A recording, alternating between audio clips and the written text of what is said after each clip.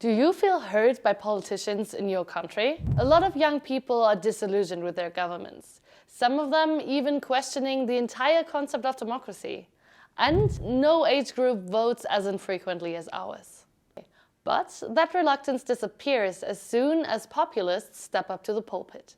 In this video, I'll explain why young Europeans are so drawn to populists and why that's a problem.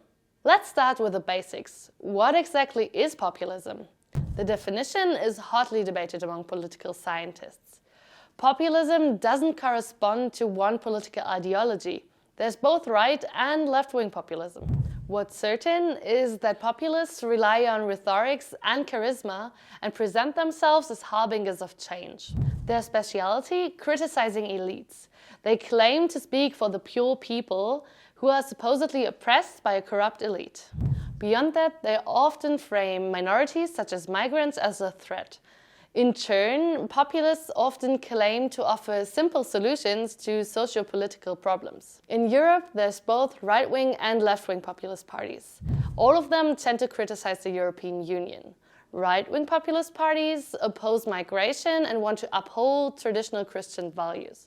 Left-wing populist parties talk a lot about redistribution and equality.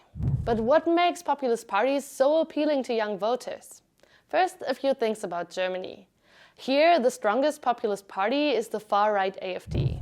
In the last federal elections, they didn't do very well with young voters. But that's not the case in all parts of Germany. In the last state elections in Saxony-Anhalt, the AfD got more votes by people under 30 than any other party. Especially in Eastern Germany, a lot of people feel left behind by the political class.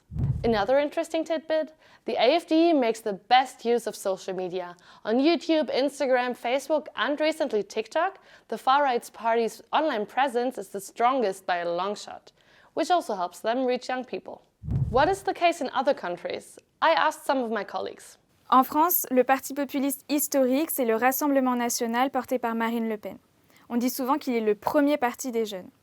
En fait, les 18-24 ans ont plutôt voté Mélenchon à l'extrême gauche ou Macron en 2017. Mais chez les 25-34 ans, le vote RN est bien majoritaire. Ce sont des jeunes qui sont sur le marché de l'emploi, qui sont pleins de désillusions et qui espèrent que ce vote changera quelque chose. Wyborcy od 18 do 29 roku życia w Polsce są podzieleni. W 2019 roku w wyborach parlamentarnych Konfederacja, która jak ulał pasuje do definicji partii populistycznej, zdobyła 20% głosów młodych. Prawo i Sprawiedliwość, którego populistyczny charakter jest bardziej skomplikowany, 26%. Od lat do Konfederacji młodych przyciągają wolnościowy charakter, tak bliski osobom, które właśnie wkroczyły w pełnoletność, brak kompromisów i wyrazisty charakter. La ultimele alegeri parlamentare care au avut loc în decembrie 2020, surpriza a venit de la un partid care se promovează ca fiind antisistem, Alianța pentru Unirea Românilor. Promovând mesaje naționaliste, antimască, fundamentalist creștine sau homofobe, AUR are mai bine de o treime dintre votanții săi tineri cu vârste cuprinse între 18 și 30 de ani. Cu agresivitate care a ajuns până în Parlament, dar și cu o prezență puternică pe rețelele de socializare, AUR vorbește pe înțelesul celor mulți.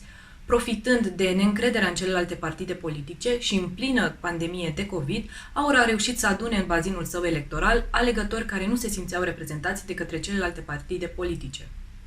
Addressing topics like youth unemployment, social inequality, and general distrust with politicians is what allows populists to win over the youth.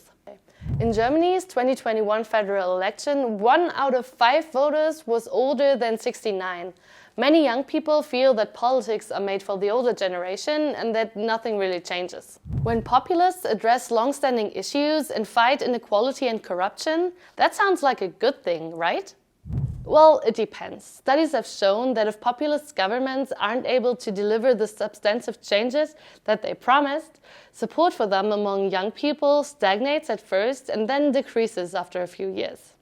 It's also been shown that once their support starts declining, populists tend to hollow out democratic institutions and the law.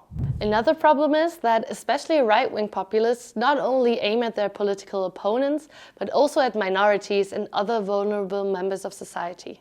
Not only does that widen divisions in society, but inflammatory rhetorics of politicians and in the media can also increase hate crime and right-wing violence. What about you? Do you feel like there's division in our society? Tell us in the comments.